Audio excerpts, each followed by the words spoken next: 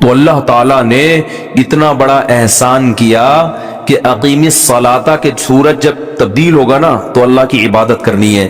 کیسے کرنی ہے وہ اللہ نے ہمیں بتا دی. کیا خاندانی طریقہ بتایا ہے، اس سے زیادہ خاندانی طریقہ دنیا میں کسی مذہب کے پاس نہیں.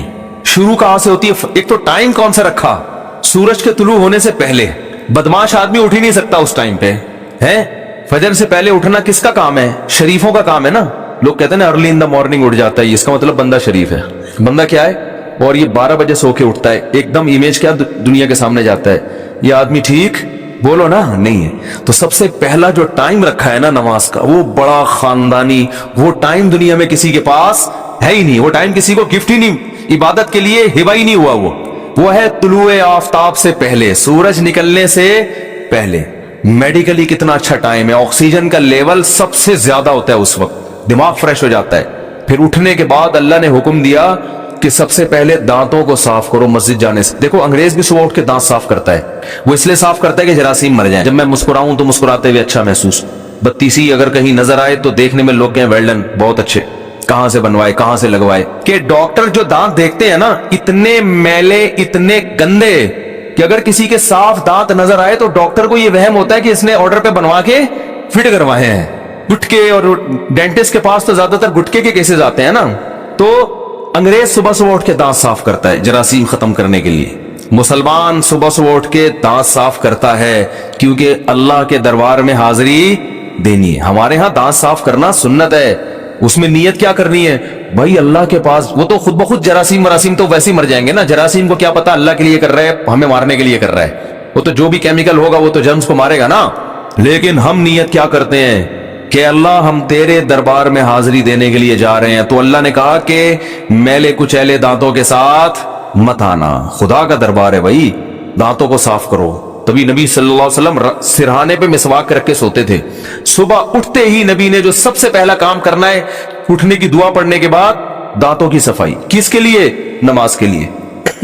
اس کے بعد ہاتھوں کو دھونا ہے. یہ اللہ کا ایک چیز، اللہ کا حکم ہے نا، فَاغْسِلُوا وُجُوهَكُمْ وَأَيْدِيَكُمْ إِلَى الْمَرَافِقِ. اے ایمان والو جب نماز کا ارادہ کرو تو پہلے اپنے چہروں کو، حدیث میں قلی کرنے کا بھی حکم ہے، 3 دفعہ ناک میں پانی ڈال کے 3 دفعہ صفائی کی ہے. ناک کی صفائی ہو رہی ہے، کس کے پاس حاضر ہو رہے ہیں؟ یہ عبادت کا طریقہ کسی دنیا میں کسی کے پاس ہے؟ اور یہ انسان کا بنایا ہوا ہو ہی نہیں سکتا. کیونکہ انسان کے بنائے ہوئے جو ہم نے دیکھے ہیں نا، ان میں یہ حسن و جمال نہیں ہے. اور محمد صلی اللہ علیہ وسلم جو نہ کسی یونیورسٹی میں پڑھے نہ اسکول میں پڑھے، وہ کیسے اتنا اچھا طریقہ نکال سکتے ہیں بھائی؟ اور ایسے عربوں کو بیان کر رہے ہیں جن کے ہاں سب سے مہنگی چیز پانی تھا. عرب میں پانی بہت کم تھا. انہیں دن میں 15 دفعہ منہ دھونے کا حکم دیا جا رہا ہے. دن میں 15 دفعہ ناک صاف کرنے کا پانی کے ذریعے حکم دیا جا رہا ہے. دن میں 15 دفعہ ان کو قلی کرائی جا رہی ہے. دن میں 15 دفعہ بازو دھونے کا حکم دیا جا رہا ہے. دن میں 15 دفعہ پاؤں دھونے کا حکم دیا جا رہا ہے. تو ایسی قوم کو جن کے پاس پانی کی بے انتہا قلت ہے، تو یہ خود علوم نبوت جو ہے نا، یہ خود دلیل نبوت ہے. نبی کی تعلیمات خود اس بات کی علامت ہے. کوئی غور کرے گا تو یہ سچے پیغمبر کی علامت ہے. یہ کسی انسان کی گڑی ہوئی چیزیں نہیں ہو سکتی. تو کیسے صبح صبح دانت صاف کیے، قلی کی، غرارے کیے، ناک میں 3 دفعہ اچھی طرح سے پانی ڈالا، پھر 3 دفعہ اچھی طرح سے چہرے کو دھویا، اور وہمی نے 36 دفعہ دھویا. اگر وہمیوں کو بھی آپ شامل کر لیں تو پھر تو صفائی ہی صفائی ہے. پھر جناب بازو دھوئے، پھر سر کا مسا. سر کو دھونے کا حکم کیوں نہیں دیا؟ کہ ایک کام پوری زندگی کرنا ہے تو دھونے میں ٹینشن زیادہ ہے. بال آپ نے رکھے ہوئے، سکھانے پڑیں گے آپ کو، ٹائم لگے گا. اس میں سردی ہے، بعض دفعہ بیمار ہو جاتا ہے. تو آسان، یعنی صفائی کو بھی پیش نظر رکھا جا رہا ہے اور آسانی کو بھی. کتنی ٹینشن میں نہ ڈال دو. ٹینشن تو سر کے بارے میں کب مسا کر لو. پاؤں کو دھونے کا حکم دیا. اور پھر اس کے بعد مسجد میں آتے ہیں. عبادت کا طریقہ کتنا خوبصورت بتایا ہے کہ ایک شخص امام بنے گا اور باقی صف بستہ ہو کے اس کے پیچھے کھڑے ہو جائیں گے. آپ صلی اللہ علیہ وسلم جب مسجد میں آتے تو صحابہ کو دیکھ کے فرماتے ہیں الا تصفون کما تصف الملائکہ. تم ایسے صفے کیوں نہیں بناتے جیسے فرشتے صفے بناتے؟ اللہ کو ڈسپلن اتنا پسند ہے کہ فرشتے بھی جب اللہ کی عبادت کرتے اللہ کہتے ہیں لائن میں لگ کے کرو. تو صبح صبح ڈسپلن سکھایا جا رہا ہے کہ نہیں سکھایا جا رہا؟ اور جتنا بد نظم مسلمان ہے دنیا میں، اتنا بولتے کیوں نہیں بھائی؟ کوئی کام لائن میں لگ کے نہیں ہوتا، کوئی کام.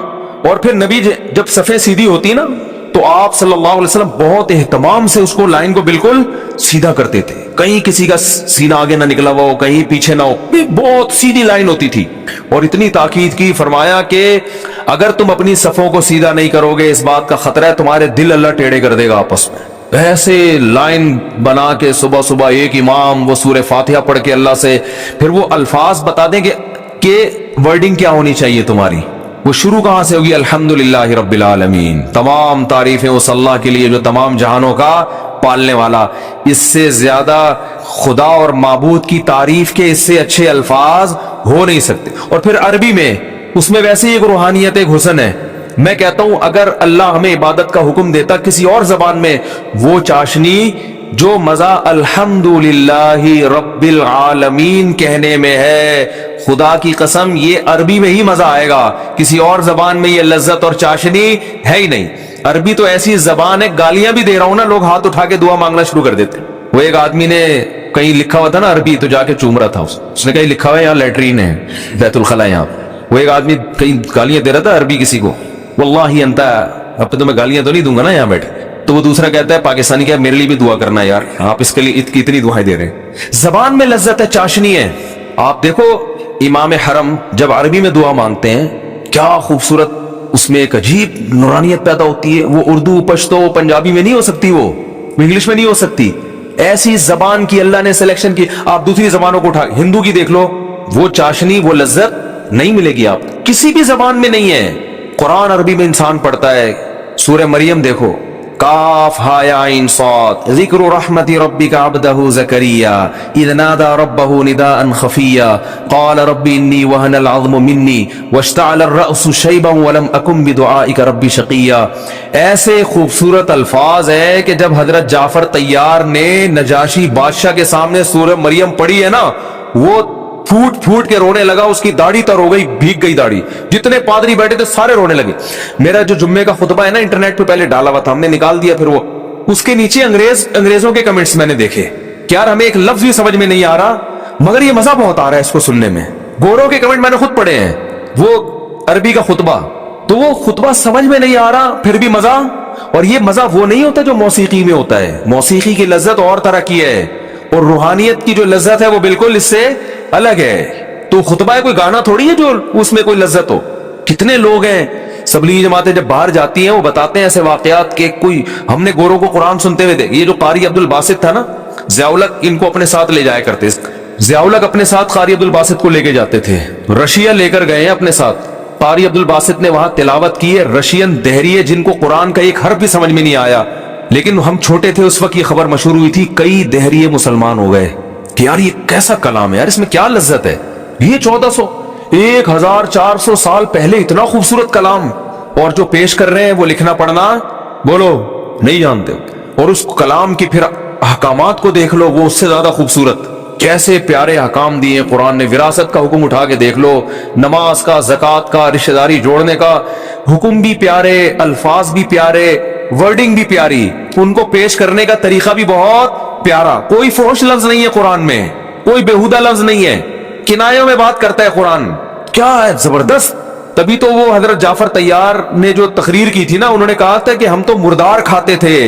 جو نبی نے جس پہ قرآن نازل ہو اس نے ہمیں بتایا کہ مردار انسانوں کے کھانے کی چیز نہیں ہے. یعنی حکام بھی پیارے.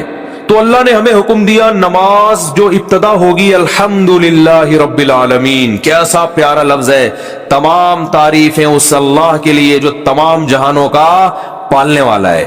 ملحدین کی دم پہ پاؤں رکھ دیا ہے ٹھیک ہے نا، جو خدا کا انکار کر دیں. ارے ہم انکار نہیں، ہم تو مانتے بھی ہیں، اور صرف خالی پیلی زبان سے نہیں مانتے، اپنی میٹھی ترین نیند کو قربان کر کے. وہ جو مؤذن جو بیچارہ 5000 10,000 تنخواہ لے کے حی علی الصلاۃ کہہ رہے ہیں نا، دو بڑے بڑے تھانے دار بھی بعض دفعہ بلاتا ہے نا ایس ایچ او، پبلک نہیں جاتی کہ بھئی آپ کو ایس ایچ او نے بلایا تو آپ چونکہ ڈی ایس پی کے بیٹے ہیں آپ فون کر دیتے ہیں کہ میں نہیں آ رہا. ایس ایچ او کہتا ہے کیوں نہیں آ رہا؟ کہتے ہیں ڈی ایس پی صاحب کا بیٹا ہوں. کہہ رہے بس وہیں رہو، میں خود ہی آ جاتا ہوں آپ سے ملنے کے. ہر فنٹر سے بڑا بھی کوئی فنٹر ہے نا دنیا میں.